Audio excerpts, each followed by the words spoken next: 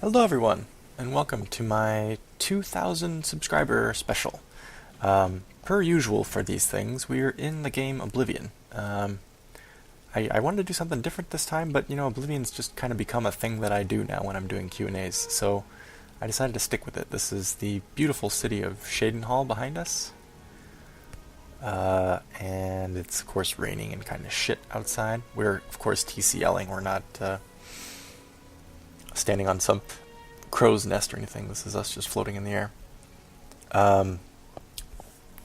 So this is the question and answer session I'm doing for my 2,000 subscribers milestone, which is a very exciting milestone for me. And I owe it, I think all of it, to you guys, of course. You guys are the viewers and the ones who subscribe and like and increase the popularity of my channel. So to all of you, I wanted to say thank you.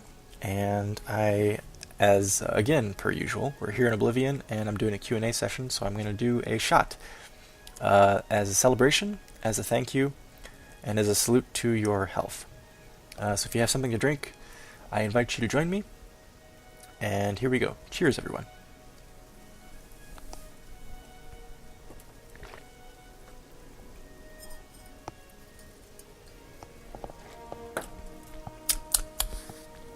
Whew. Excuse me. Oh, shots. That'll do it to you. Alright, so let's get straight to it then. On the announcement video, I had a number of comments left. And again, I think I mentioned it in the video, but I wanted to do something different for 2,000 subs because I've done 2 Q&As now, and I figured it was perhaps getting a bit redundant. But then it occurred to me that since the last Q&A that I did was at 1,000 subscribers, doing one at 2,000 would mean that if I didn't do one at 2,000, that would mean that literally half of my subscribers had not gotten the chance to ask me a question. So I figured, let's do another one. And at the next milestone, let's say it's going to be 3,000. I don't know if I'll actually do something at 3,000, but I imagine I would. At the next milestone, I'll probably do something that's not a Q&A, because at that point, it'll only be a third of my subscribers that haven't had the opportunity to ask me a question. So something different next time. For now, though, a Q&A. So what I'll do then is I'll go through what people wrote on that video, the announcement video, and if it's just a comment, I'll just read the comment. Whoa, it's funny. It looks like I'm falling. Usually I'm just standing there. If I oh wait, hang on. Maybe I can fix that. How about that? Nope, still looks like I'm falling. That's weird. I'm walking. I should get a walking animation, but I'm not. I'm falling. Okay. Well, fine. Occasionally we'll get that camera, the screensaver pan out to third person, so that'll look a little weird. Sorry about that. So I'll just read everything that people left on that video thread, whether it was a question or not. First up, from Lewis Perry, who said, "You deserve it," meaning 2,000 subscribers. "Your videos are great. Keep it up. Poem." And he spelled it P-O-E-M. And he later commented that that was an autocorrect feature on his tablet, I think. But I kind of like it. I like Poem as a name better than Pem. Pem's kind of a crap name. I mean, I like it fine. It's what it is. I stick with it. But if people wanted to start calling me Poem, I would not object. In fact, that'd be kind of funny as a running gag.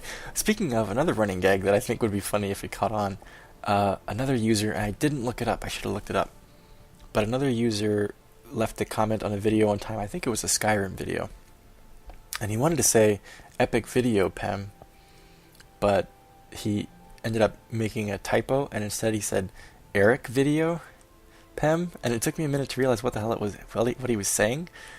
And then later on he corrected it. He's like, "Sorry, actually I meant epic video." So 2 things would be really cool if they caught on. One is calling videos Eric instead of epic, and 2 is referring to me as Poem instead of Pem. But it has to happen organically, I understand. You can't force that kind of thing. Everybody else who left a comment, I believe, left at least one question. No, I take that back, sorry. One more comment from Harry King, who said, "Hey, congrats on the 2K subs. In just over a year, you have quadrupled your subs from 500 to 2,000. Keep up the good work, and I'm sure you can quadruple again in another year. So I usually type comments as I listen to the videos, and I had typed out when you just said you didn't know when the next Skyrim stream will be. And that's true. I'll respond to that. Yes, I don't know when the next Skyrim stream will be. I would like it to be soon, but things have changed in my personal life. My family and I just recently bought a house, which, yay us, that's a very exciting thing to do. It's the first house we'll ever own. But of course, what we did was we can't afford much of a house. So what we did was we deliberately bought something that required some work, because it was what we could afford in the neighborhood that we wanted. We couldn't get exactly what we want right now in the neighborhood that we wanted to live in. So instead what we did was we bought a house that needs some help, because it was more affordable. Which is great. I don't mind doing the work, but the reality is now that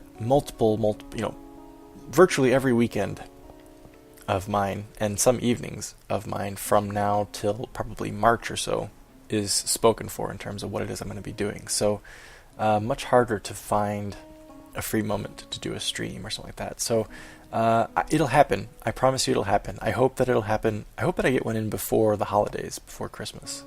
But if not, please bear with me and understand that I really, it means a lot to me to have you guys participating in the stream and continuing the story of Anag. I know it's the most popular set of videos on YouTube, Skyrim LP. On my channel, not on all of YouTube, obviously. So I recognize that's a big reason why I have a lot of fans, and I aim to please those fans. So it's not a careless thing on my part. I'm not just flippantly saying, I'll just do one whenever. I really want to do one. It's just going to be a little while till I think I get another opportunity. But of course I will keep you informed if I know that something's coming up. The first of the questions comes from Leix, who says, "Congratulations on the 2,000 subs. That's amazing. And here's wishing for many more to come. I can only think about one question since this video makes it legal. Here it goes." And by legal he means I said that nothing was off the table. So he said, "How's that modded Oblivion coming? Need any help or any more suggestions for it?" Leix is referring to way back in episode 260 something of the Skyrim LP. I said, hey guys, I kind of have an idea of what it is I'm going to be LPing next, which of course was Diablo 2. And I've kind of got a plan for the channel. Incidentally, if any of you have any mods to recommend for Oblivion, which is something that I will LP someday, hit me up, leave them in the comments, and I'd be happy to, because I don't know the first thing about modding Oblivion. I've played it plenty, but not done terribly much in mods apart from, Oblivion, Oscuro's overhaul. And Leix left a really detailed comment listing off a bunch of recommended mods. Apparently he has spent a ridiculous amount of time modding Oblivion and troubleshooting things and setting things up, and so he's been an immense help. And I've actually, this character that I'm playing in Oblivion right now is off a fresh install, where I basically started from scratch and have set up the mods exactly as I wanted to, based very, very heavily off of Leix's suggestions. So when I do eventually LP Oblivion, it will owe a huge debt to Leix and his help. He's been incredibly helpful, not just in that first comment that he left me with all the suggestions, but when I've had problems, and I have had problems with getting the mods to work right or getting the game to stop crashing, I've hit him up with questions, and he's been very helpful. So I can't say enough good things about the assistance he's provided. I hope that in thanking him profusely like this, I'm not inviting a bunch of people to just bother him about Oblivion mods, like the man doesn't have anything better to do. But still, deserves to be said. Incredibly helpful. And when I do LP it, he'll get a big shout out from me. So thanks, Leix. I appreciate it. Okay, next comment is from Monochromium, a good LPer in his own right, who says, belated congrats on the 2K subs, Pem. Couldn't think of any questions before, but I think I've got a couple now. Feel free to ignore them if you've answered them before. It's been a while since the 1K questions. So firstly, What's the earliest video game experience you can remember? Was it from a PC game or a console game? And what parts of the game were particularly memorable to you? I thought about this for a long time, and I have a difficult time remembering what my first video game experience was. I would have to guess that it was probably watching somebody play Super Mario on the original Nintendo Entertainment System. Because that came out when I was very young, 4 or 5, I think, and I don't remember any interactions with a video game of any kind before Mario. So I would think, I don't remember a specific instance where I watched somebody play Mario and thinking, wow, this is the first time I've ever seen a video game. So I can't say for sure, but I certainly don't remember video games before Nintendo. Now, shortly after Nintendo, I remember, my dad got into PCs when I was very young, and we had a PC in the house, not super early, but earlier than most of my classmates did. So, I got to play PC games very early, and I've mentioned before that Zork was a very early game that I played. It was, it's a text-based adventure game, RPG. Not really an RPG, more like a text-based dungeon crawl, which is really fun, immensely fun. In fact, I would really like to see a return to text-based adventure gaming. In fact, and I'll add that I'm kind of surprised that more people don't do it, because you don't have to do all the flashy, beautiful, world building like this. You can write a story and make it into a game just out of the text that you have. I would think a lot more, low budget developers would take advantage of that. And given how retro things are right now, how popular retro things are, I would think that it would actually be a bit of a hit. But that's not for me to say. Obviously, I'm not the kind of person who could do that on his own. So my idea will never get tested, by me at least. So yeah, I would say probably Mario. I remember being really into the game Excitebike on Nintendo Entertainment System. There was an arcade game in a tavern near my house where I grew up, and I can remember going there. They let kids in until 7 p.m. or something like that, because they had spaghetti dinners and stuff. It was a kind of a small dive bar type place. And so my family and I went there one time. I couldn't have been older than 6, and I remember that there was an arcade Excitebike right there in the restaurant, and I would beg my parents for quarters and go up and play Excitebike when I was 5 or 6 years old, and it was really fun. And I remember, Excitebike was obviously NES, so I must have been exposed to Mario before that, because Mario was the flagship game for the NES. So I would have to say that's probably it. Earliest memory. What parts of the game were particularly memorable to me? Mario, it was just dying. I just remember dying all the time, never getting past the second or third level. I don't think I never beat the game. Certainly, I don't think I've even made it ever past the first world. Because again, I never owned a Nintendo myself. I only ever played it at friends' houses. So I never got to play it as much as I wanted to. And Monochromium continues. And second, if you could have any number of subscribers right now, what would be an ideal number? Or, if you prefer, is the actual number of subs that a channel has worth setting goals towards, or is the number itself arbitrary? Well, I wouldn't say the number is arbitrary, because arbitrary would imply that there's no meaning to it, but clearly there is a meaning. If it's a small number, you're not as popular. If it's a larger number, you are more popular. That is something that's pretty easy to tell from the number of subs. Popularity, right? But that doesn't necessarily mean that it's deserved popularity. You could have some really, really good LPers with low numbers of subscribers, or really kind of not so good cookie cutter LPers with very, very many subs. I can tell you that the LPers that I like, personally, I all think they should have way more subs than they do. And there are a number of really popular LPers who I don't really think, I don't get it, I guess. Some of them are very funny, and some of them play some kind of fun games. So I get it, but there's also some where it's what, why? Why are people into you so much? And that's not a comparison to me. I'm not thinking I should have way more subs than this person. It's not about that. It's more about it's like watching a movie necessarily, like that you don't necessarily get why people are into it. You know, you're like, yeah, okay, it was fine, I guess, but why is everybody so excited about it? It was not all that great, you know. So I'd say I don't worry too much about the subs. I will not pretend that I don't look at my subscription numbers and want that number to go up. But I have to say that up to this point, I've been very happy with the number of subs that I have, the audience that I have, because it's been smaller, which is good. I think that keeps it a bit of a higher quality of audience member.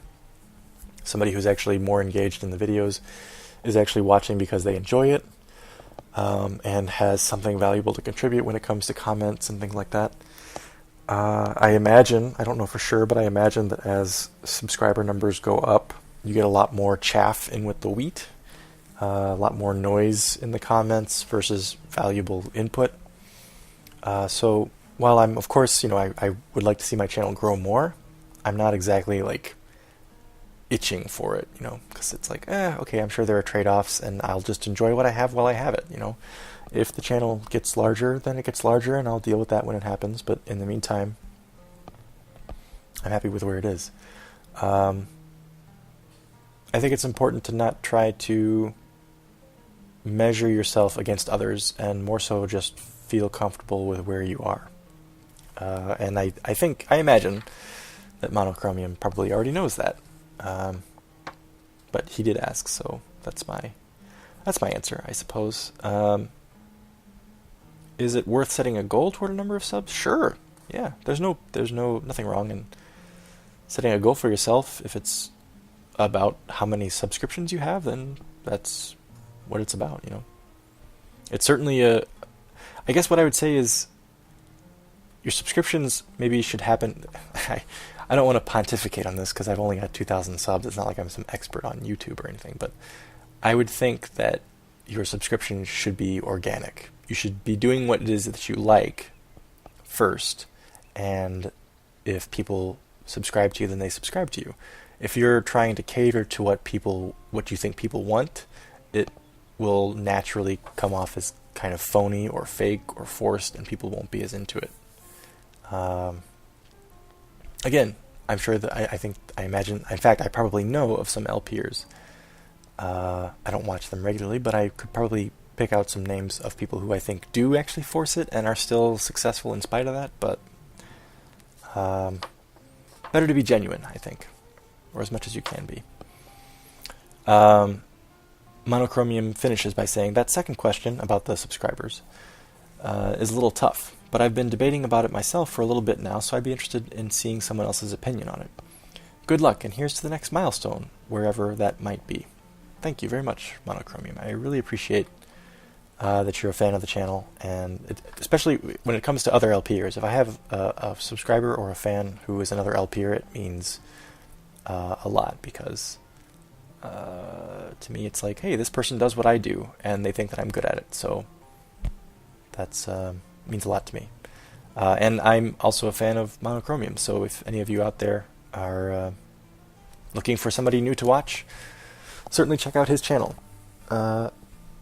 And not to sell anybody short, you should also check out video 301 of my Skyrim LP. I think in the last 15 minutes or so, I list off a bunch of LPers that I enjoy and that I'll be watching in the future. So I mentioned Monochromium here simply because he left me a comment, but there's a whole list of people that I would recommend if you're interested in that kind of thing. Check out that video. Let's continue, shall we? Well, actually, first let me get a drink. I'm drinking a red blend, a table wine. Nothing fancy tonight, but it's very tasty. Alright. Next comment is from Amor Trans Verum, who says, well, I'm super late to this awesome party that is PEM, and have been enjoying the story of Anag. Not real interested in the other two games being LP'd, so honestly I hope some more Skyrim or a similar type game is available soon. But one should play what they like and what is fun. Questions. 1. Given the number of quotes in your LP, You're a fan of many movies. I was wondering if any particular movie or story has inspired you in your LP style and storytelling. Any particular movie? I couldn't pick one. When it comes to creating a Nig's story, it was really just like I co-opted the standard revenge story, right? Person is wronged, friends or family of theirs are killed, and they have to find out who did it, and against impossible odds they have to pull off avenging their fallen loved ones, right? So that's kind of where it came from, which is in a lot of movies and a lot of stories. It's a pretty standard trope, and I was prepared for. I was okay with that. Like I didn't. I like to think that I have a good understanding of storytelling. I don't know if that's necessarily true, but I like to think that I do.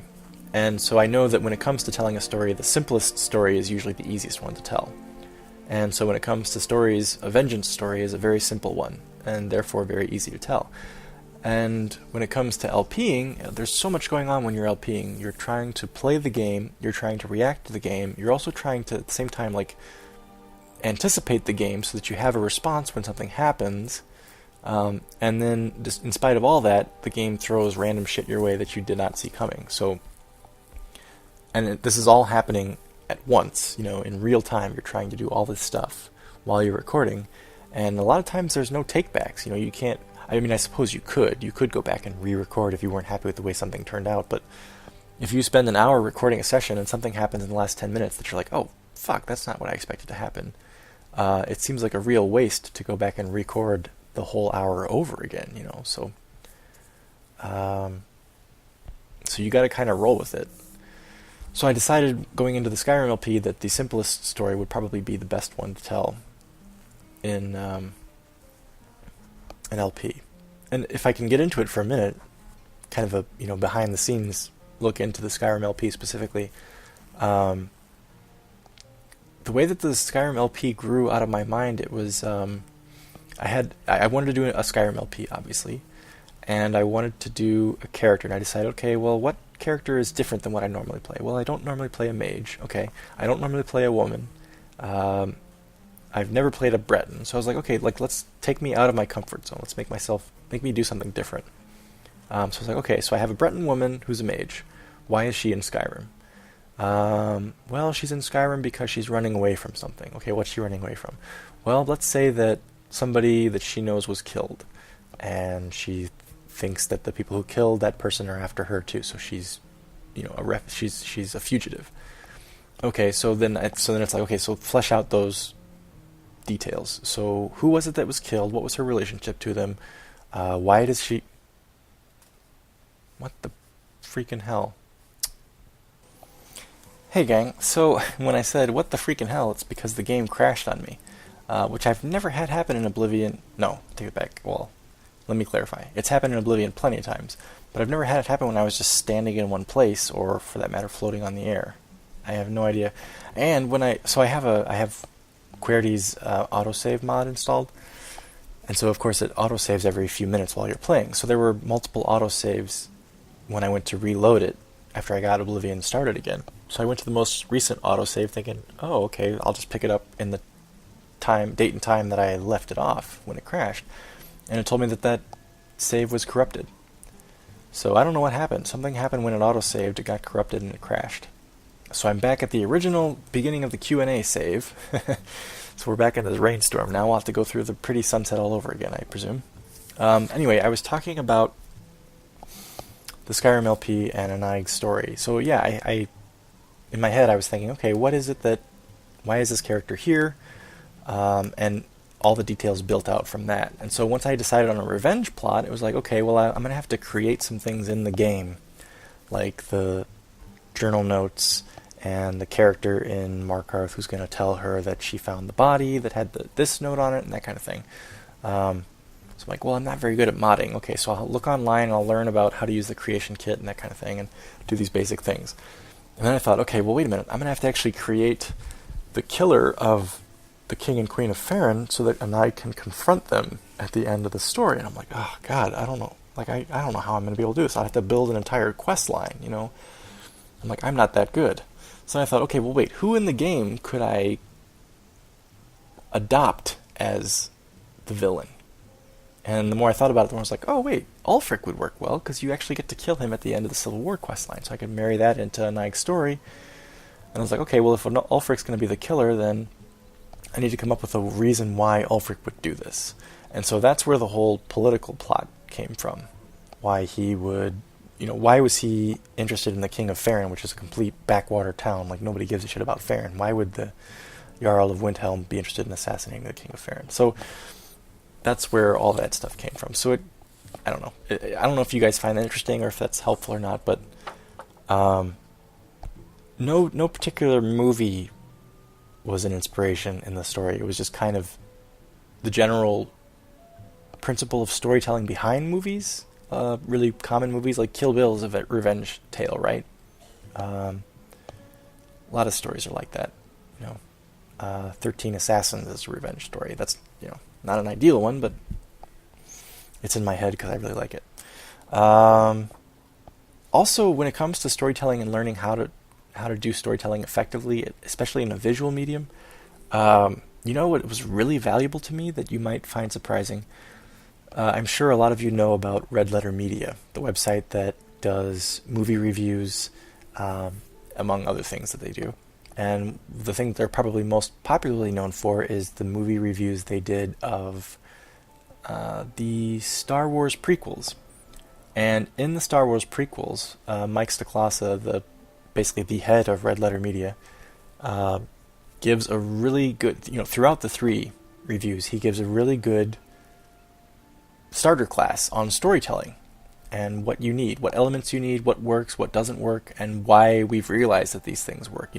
Thousands and thousands of years of human beings telling stories, and we've found these elements that work really well. And so when you go back to that well and you use them, and it makes everything a little bit derivative, but there's a reason that it works. There's a reason that people keep going back to it. So in a roundabout way, Red Letter Media was actually a really helpful tool in building a story. Let's see. Amor Transferum's next question is, as an old Dungeon Master and D&D player, I recognize your ability to tell a story and attention to detail as being quite amazing. Do you play, or have you played? And what is your favorite type of character to play in any game, and why? I've played D&D once, or twice maybe, amongst friends in college. And as I said in a previous Q&A, I really did enjoy it, but I've never had a large enough circle of friends around me that would play it to be able to do it on a regular basis. I've never been a dungeon master, though it sounds like a really cool thing. I'd really like to do it. So yeah, I've not really played it regularly enough. When it comes to role-playing games in general, whether it's tabletop or computer games, I prefer to play a warrior type. I think I'm kind of simple when it comes to gameplay. I like things being simplified. I like things being basic, and warriors generally have the most simple attacks. And I don't know. When you pull out a weapon and just start wailing on something, it's way easier than thinking, okay, what spell do I need to cast, or where should I be sneaking to get the right shot on this baddie or whatever. So I don't know. I'm not very good at games generally, so I try to handicap myself by, or rather reverse handicap, I guess, by playing the simplest type of character. Question 3 from Amor Transferum is, perhaps this question was addressed, but as I said, I'm new. What does PEM mean or stand for, and why the loathsome casual? Well, PEM is short for Pemulesian, which, as I've explained in another video, comes from the book Infinite Jest by David Foster Wallace. There's a character in the book named Michael Pemulus, who is kind of an anti-authoritarian. He's kind of a troll. He's kind of a jerk, but also I don't know. He's like if Han Solo met the Joker, met I don't even know, Louis C.K. or something. Like he's got a really sharp sense of humor, and he's kind of a bastard, and but he also likes to manipulate and put things to his advantage.